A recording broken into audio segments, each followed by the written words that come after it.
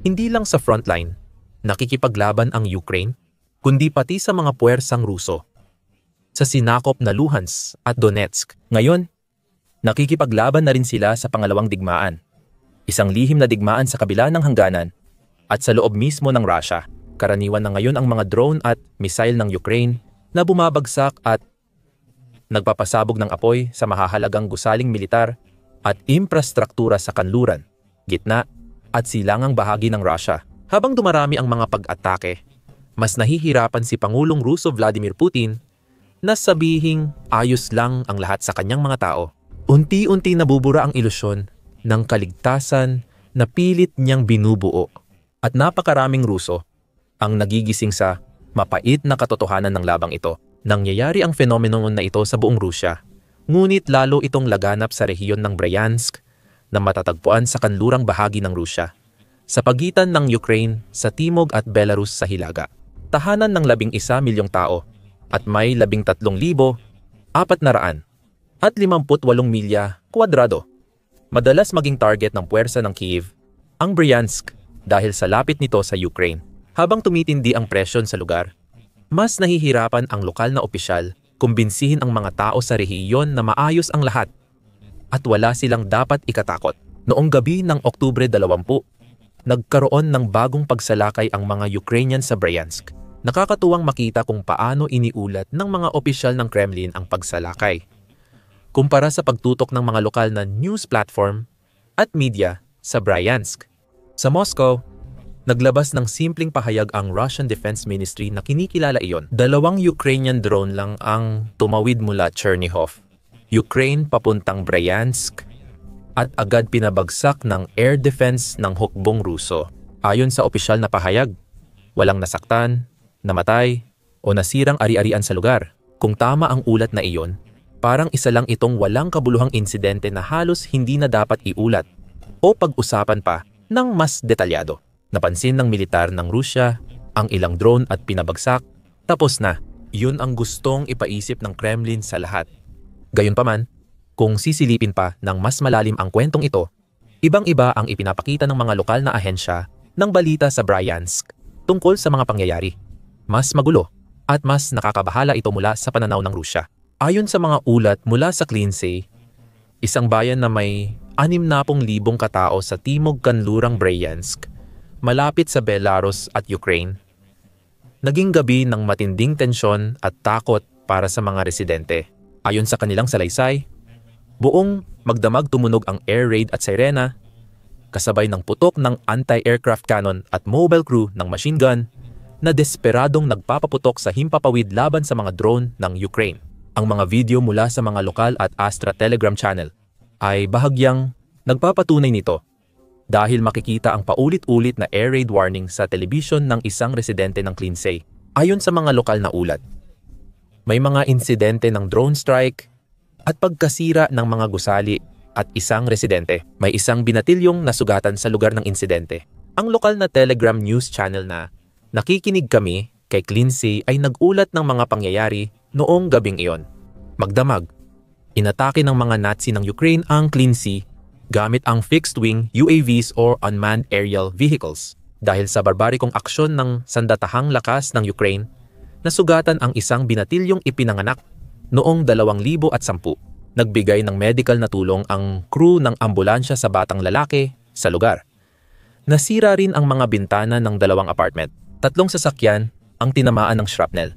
Magbibigay pa ng detalye pagkatapos ng inspeksyon ng mga awtoridad sa umaga. Kahit ang gobernador ng rehiyon, si Alexander Bogomas, ay hindi na naitago ang nangyari. Sumulat si Bogomas sa sariling Telegram channel.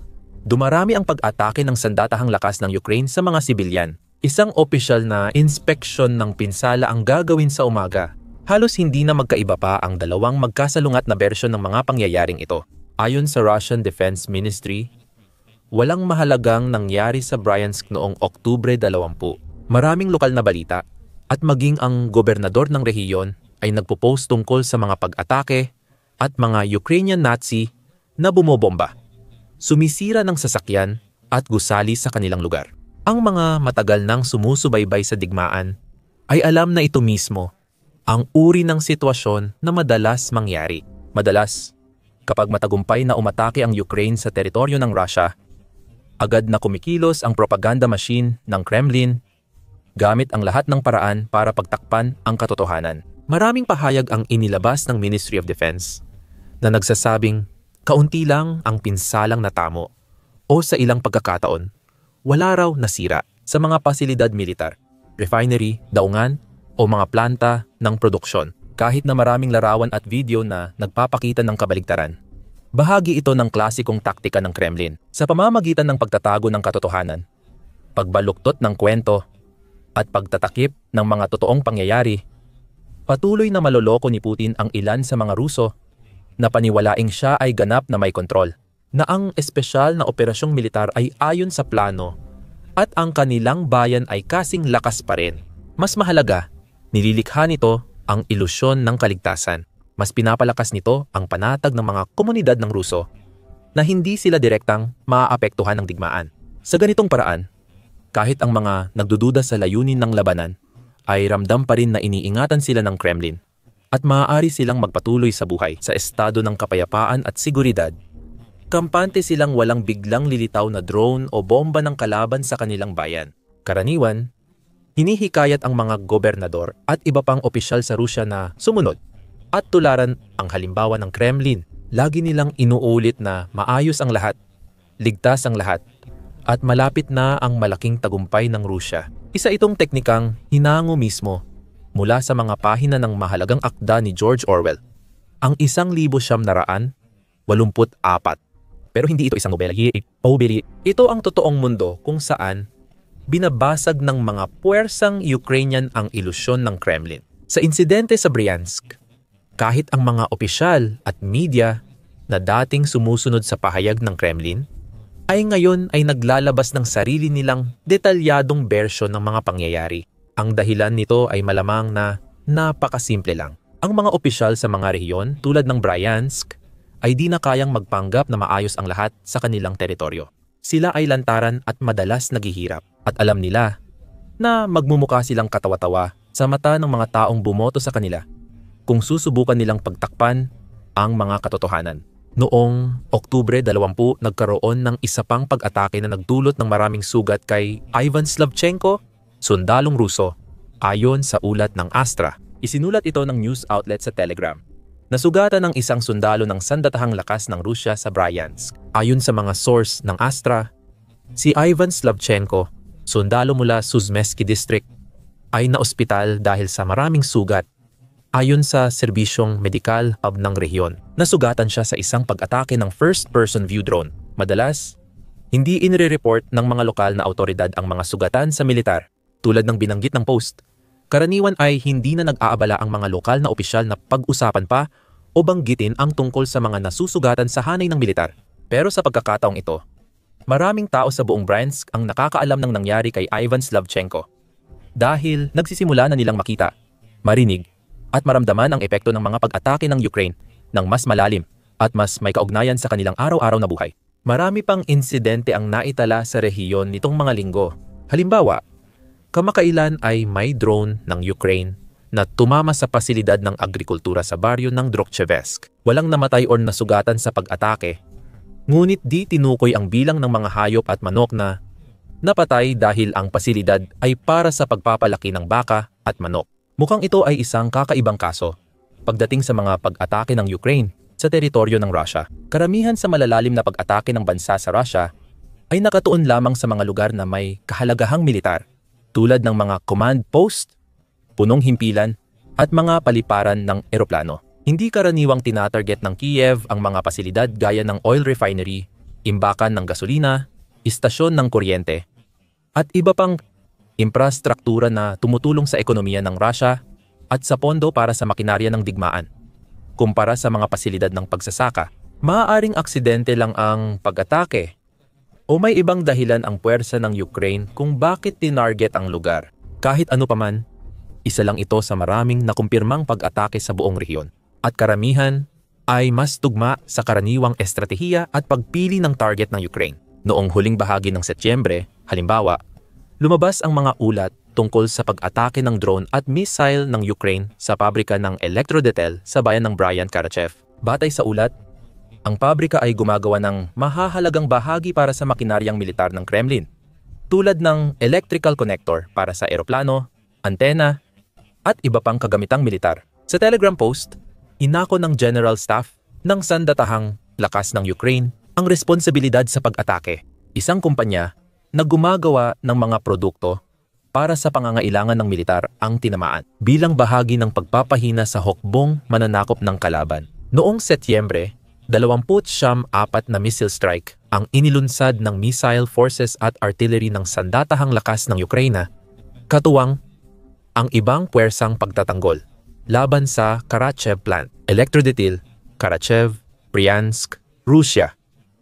Mahigit 200 at 40 kumaang saklaw ng lipad. Karachevsky Plant. Ang Elektrodetel ay gumagawa ng iba't ibang electrical connectors para sa militar at pangkalahatang industrial na gamit, kabilang ang low frequency, high frequency, at pinagsamang connectors. Ginagamit ang mga produkto sa aerospace, electronics, paggawa ng instrumento, at iba pang industriya. Kabilang dito ang mga connector para sa printed circuit boards, militar, eroplano, antena, base stations, iba pang sistema, at bahagi ng iba't ibang measuring instruments na itala ang mga pagsabog at sunog sa loob ng pasilidad.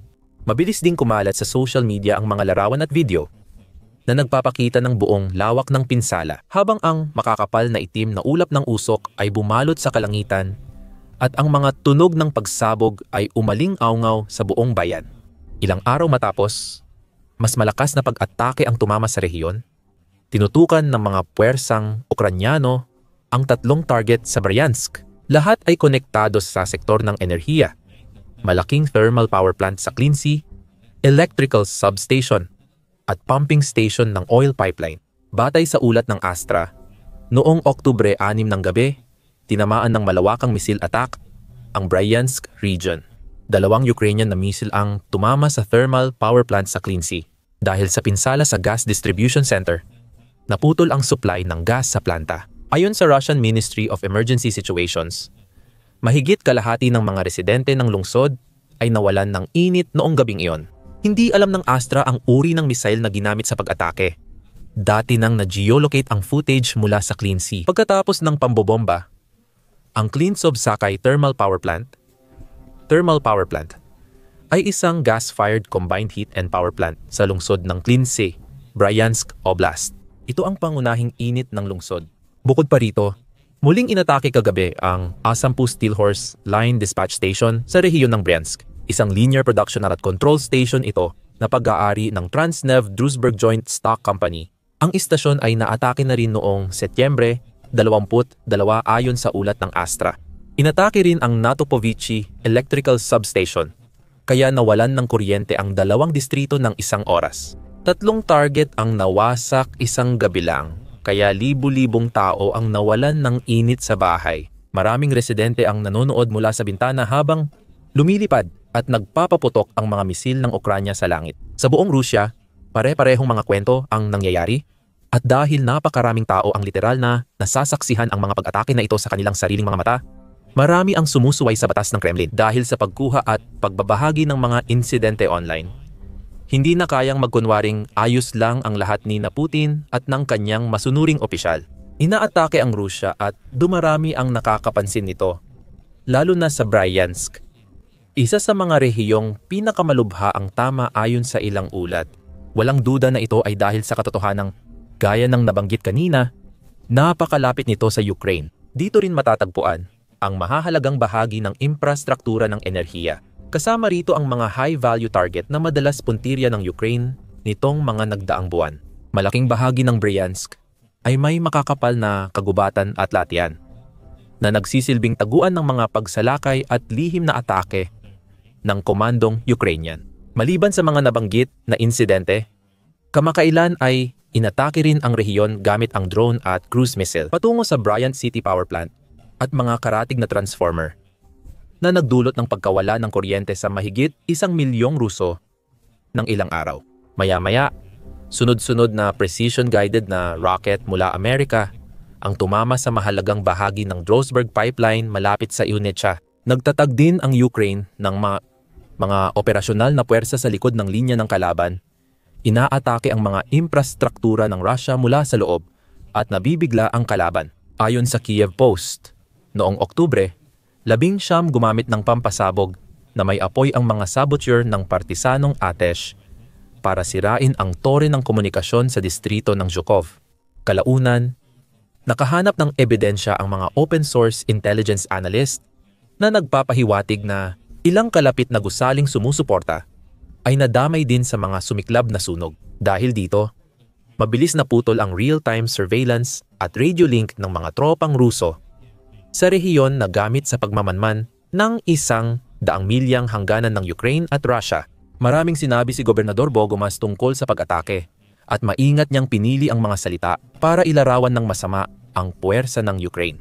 Ngayong gabi, sinubukan na naman ng mga teroristang Ukrainian ang isa pang maruming pakana sa ating likurang lugar. Sinabotahin nila ang infrastruktura ng komunikasyon sa distrito ng Zhukov. Dahil sa duwag na gawaing ito, ilang oras na walang komunikasyon ang border guard natin, nalagay pa sa panganib ang sundalo at sibilyan. Hahabulin natin ang mga saboteur at ibabalik ang kaayusan. Hindi susuko ang Bryansk sa agresyon ng Kiev. Noong huling bahagi ng Setyembre, ibinunyag ng Ukrainian Special Operations Forces ang video ng isang bihirang insidente kung saan isang Mi-8 transport assault helicopter ng Russian Air Force ay pinabagsak ng first-person view drone strike. Muling nagsaliksik ang open-source researcher para matukoy ang totoong lokasyon ng insidente. At marami ang nagkonklusyon na ang video ay kuha sa Klimovo District, Bryansk, halos 12 milya mula sa hangganan ng Ukraine. Noong 2024, isa pa rin sa pangunahing target ng Kyiv ang rehiyon ng Bryansk. Noong Oktubre ng nakaraang taon, iniulat ng pangkalahatang tanggapan ng sandatahang lakas ng Ukraine ang matagumpay na drone attack sa malaking imbakan ng bala malapit sa Karachev, Bryansk. Doon, sinasabing nag-iimbak ang Russia ng napakaraming North Korean na mga bala ng artillerya, pati na rin ng mga misil, glide bomb at iba pa. Ayon sa ulat ng Ukraine, may mga bala na nakakalat lang sa labas na nagpapakita ng kawalan ng paghahanda ng mga puwersa ng Russia sa ganitong pag-atake. Sa isang Facebook post, sinabi ng General Staff, noong nakaraang gabi, ang Unmanned Systems Forces ng Armed Forces of Ukraine at iba pang bahagi ng Defense Forces ay umatake sa ika-67 arsenal ng Main Missile and Artillery Directorate ng Ministry of Defense ng Russian Federation sa Bryansk. Batay sa impormasyon, ang arsenal ay nagtatago ng bala para sa missile at artillery system. Kabilang ang mula North Korea at glide bomb. Nakaimbak sa labas ang maraming bala. Naitala ang mga pagsabog sa teritoryo ng arsenal. Iniulat na hinarangan ng lokal na awtoridad ang kalsada malapit sa arsenal. Ina-update pa ang resulta ng operasyon. Ang pagtama sa mga arsenal na ito ay nagdudulot ng malaking problemang logistical sa hukbong Ruso. Kaya nababawasan ang kakayahan nilang umatake sa mga nanganganib na lugar. Mula noon, mas madalas nang nakakaranas ng ganitong mga pag-atake ang Bryansk. Ayon sa kamakailang pahayag ni Gobernador Bogomas, triple na ngayon ang dami ng pag-atake. Mas marami kaysa dati. Ganito inilalantad ng puwersang Ukrainian ang kanilang tunay na kulay bilang mga pasista. Habang si Bogomas ay gumagamit ng matitindi at katawa-tawang salita para panatilihing kakampi ang mga tao, pinatutunayan ng kanyang pahayag ang isang mahalagang bagay.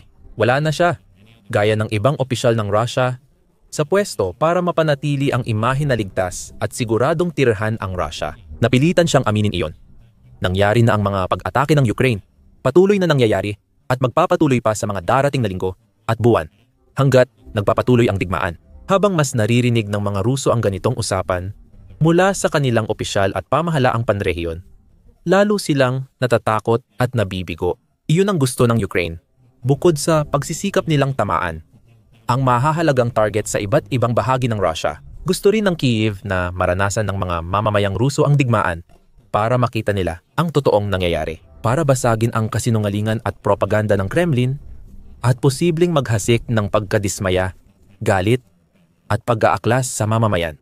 Dahil habang mas nagagalit ang mga mamamayang Ruso, mas mahihirapan si Putin na patahimikin sila. Ngayon, alamin pa ang tungkol sa tumataas na antas ng pagkadismaya ng populasyong Ruso, lalo na sa mga katutubong tao na matagal nang pinagsamantalahan at inabuso ng Kremlin. Sa video na ito, Para sa mas detalyadong talakayan ng mga kabiguan ng Russia, mula simula ng digmaan hanggang ngayon, panoorin ang aming 19 minutong play-by-play ng mga kapahamakan ng Kremlin. Huwag kalimutang mag-subscribe sa aming channel para lagi kang updated sa mahahalagang balita at kaganapan mula sa frontline ng Ukraine at iba pa.